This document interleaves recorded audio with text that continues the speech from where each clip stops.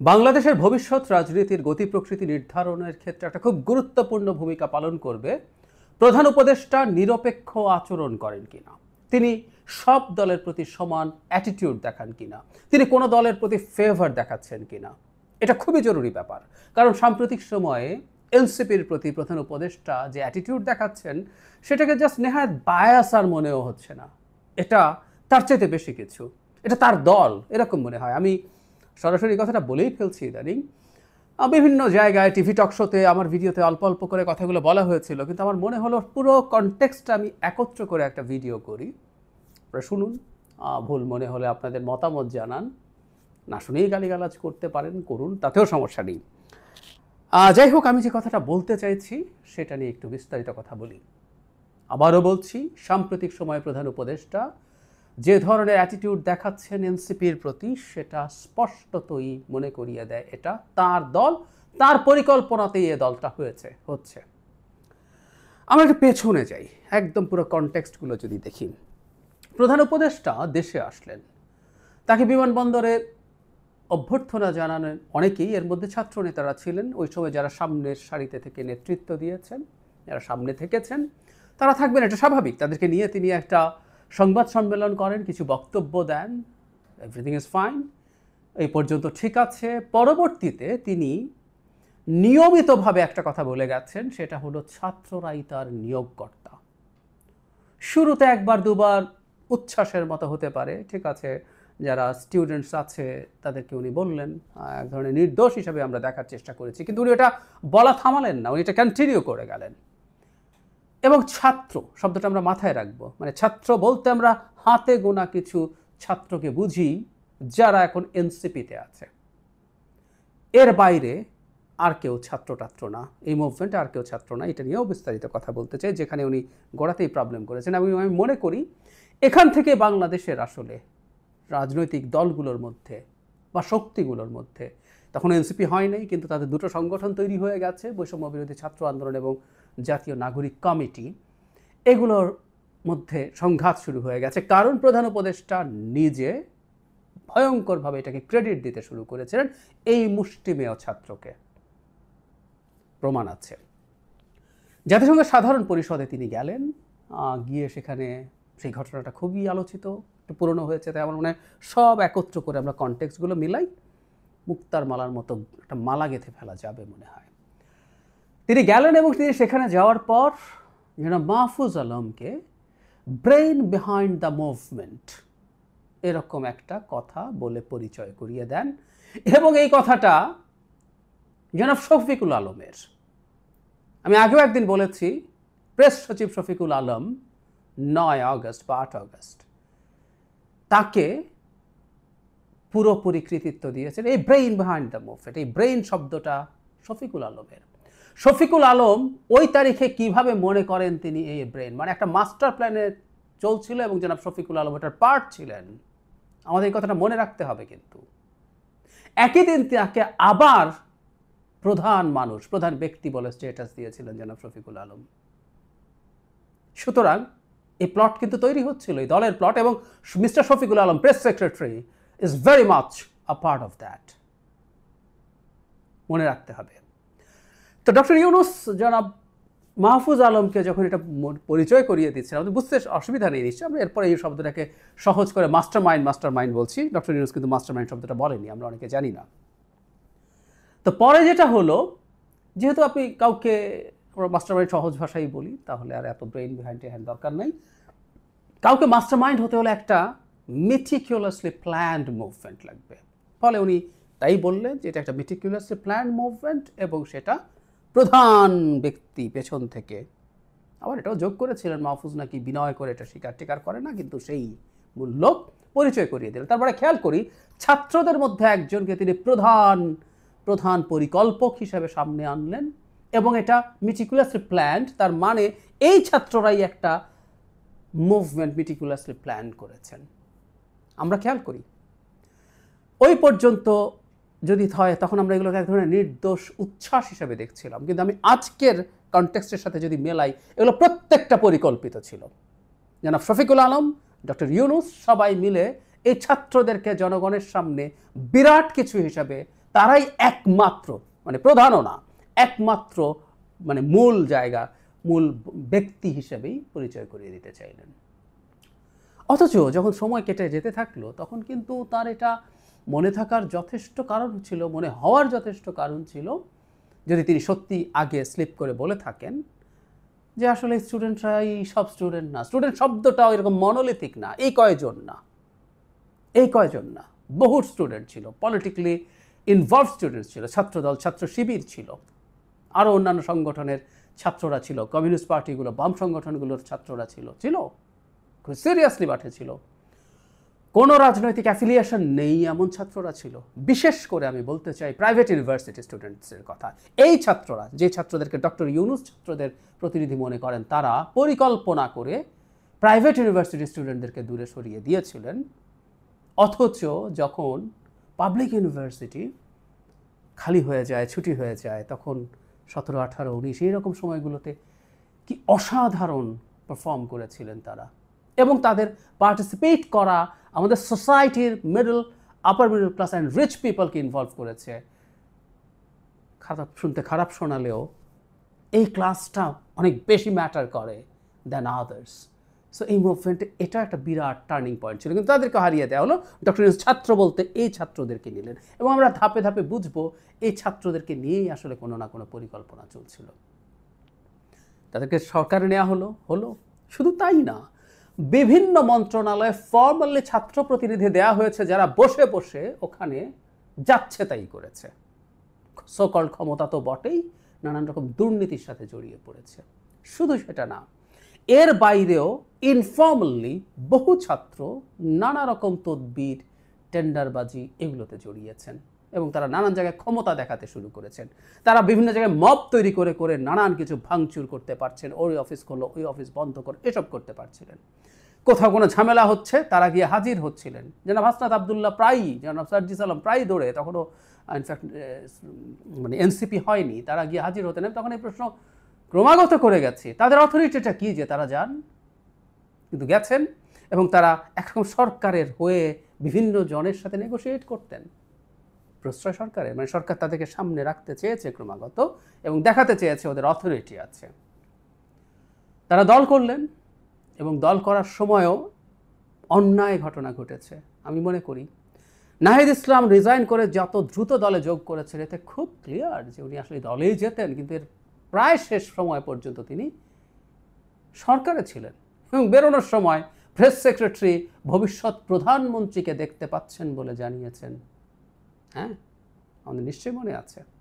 অথচ উনি সরকারের একটা কর্মকর্তা, যেভাবে বলি না কেন, তিনি তার একজন সহকর্মীকে শুভাকাঙ্ক্ষা জানাতে পারেন, কিন্তু এখন একটা দলে যাচ্ছেন এবং তাকে ভবিষ্যৎ প্রধানমন্ত্রী বলছেন। মিলিয়ে রাখি, উনি আসলেন, এবং এই দল তার পরবর্তীতে বিভিন্ন সময়ে যা যা করেছে আমাদের সরকারের দিক থেকে বেশ কিছু আচরণ আমাদের নিশ্চয়ই মনে আছে। একবার একটা চিঠি আমাদের সামনে চলে এসেছিল, ডিসি একটা জনসভার জন্য সাহায্য করতে বলছিলেন। এটা তারা পরবর্তীতে অস্বীকার করছে যে তারা এটা পছন্দ করেন না, চান না, কিন্তু এটা নাকি তারাই করেছে। সরিয়ে রাখি, ডিসি আর সবার জন্য করে না, ওনাদের জন্য করে। শুধু তাই না, একবার পুলিশ প্রোটোকল দেওয়া হয়েছিল যখন বৈষম্য বিরোধী ছাত্র আন্দোলনের নেতারা একদম শুরুর দিকে বিভিন্ন জায়গায় মুভ করছেন, তখন আমরা মিলাব এই জিনিসগুলো ঘটেছে। প্রধান বিষয় এগুলো না, প্রধান বিষয় মানে একেবারে নেকেড একটা ঘটনা আছে, যেটা আমি মাঝে মাঝে বলেছি, পড়ে শুনিয়েছি, আজকেও আবার এর মধ্যে যুক্ত করব। সাম্প্রতিক সময়ে যেটা আরও তীব্র বিতর্ক তৈরি করলো, জনাব নাহিদ ইসলাম ডক্টর ইউনূসের সাথে দেখা করতে পারলেন যখন তার পদত্যাগের আলোচনা প্রচুর হচ্ছে, যখন দেশের সবচেয়ে বড় রাজনৈতিক দলটা, শেখ হাসিনার বিরুদ্ধে সবচেয়ে গুরুত্বপূর্ণ লড়াই করা দলটা বিএনপি, তার সাক্ষাৎ পাচ্ছে না। যখন দ্বিতীয় সর্বোচ্চ দল, সর্ববৃহৎ দল, ডিফারেন্স ইজ হিউজ, কিন্তু তারপরে এটা বাংলাদেশের এই মুহূর্তে আওয়ামী লীগ তো নিষিদ্ধ, দ্বিতীয় সমর্থন পুষ্ট দল জামায়াতে ইসলামী, তারা সাক্ষাৎ পায়নি, পেলেন জনাব নাহিদ ইসলাম। কেন? বলতে পারেন he was one of the employers, এবং সবচেয়ে সামনে থাকা নাহিদ যেহেতু ওখানে টর্চার্ড হয়েছিলেন, আমাদের সামনে অনেক বেশি আছে, সো উনি অনেক বেশি প্রমিনেন্ট মানুষ। তো ঠিক আছে, তিনি তাদেরকে ডেকে তার অভিমানের কথা জানান, রেজিগনেশনের কথা, ইচ্ছের কথা অ্যাটলিস্ট জানান। পরদিন বিএনপিকে, জামায়াতকে নানান সমালোচনার পর সময় দেওয়া হয় এবং একই দিন এনসিপিকে সময় দেওয়া হয়। আমি আবারও এই প্রশ্ন করছি, এনসিপি কোন ক্রাইটেরিয়ায় একক দল হিসেবে সাক্ষাৎ করতে পেরেছে বলতে হবে। এখানে কয়েকজন গুরুত্বপূর্ণ ছাত্র নেতা আছে ওই সময়কার। এটা কি অ্যাডিকুয়েট? এটা কি অ্যাডিকুয়েট আলাদা একক হিসাবে বিএনপি জামায়াতের সাথে সাক্ষাৎ করতে পারার? না, ডক্টর ইউনূস আসলে একটা মেসেজ দিতে চাইছেন, রিপিট, যে এটা বাংলাদেশের বিএনপি এবং জামায়াতের পর্যায়ের রাজনৈতিক দল। পরের দিন দুটো গ্রুপে দলগুলোকে ভাগ করে তিনি সাক্ষাৎ দিয়েছেন। অথচ হওয়ার কথা ছিল এনসিপি ওদের যে কোনো একটা গ্রুপের অংশ হবে, কিন্তু উনি এটা করলেন। স্পষ্ট বায়াস, স্পষ্ট তিনি দেখিয়ে দিচ্ছেন ওনার কোনো রাগ ঠাক আসলে নেই, ভেরি ক্লিয়ার। কিন্তু এই যে বললাম, যে জায়গাটা ওয়াজ টোটালি এক্সপ্লিসিট, যেখানে কোনো রাগ ঠাক নাই, সেখানে তিনি কীভাবে বলছেন, একটু লম্বা ফিনান্সিয়াল টাইমসের এই ইন্টারভিউতে তিনি কথা বলেছেন। পুরোটা পড়ে, আমি শেষ অংশটা মাঝে মাঝে পড়িয়ে শুনিয়েছি, পুরোটা একটু শুনি, খুব মন দিয়ে শুনি উনি আসলে কি বলছেন।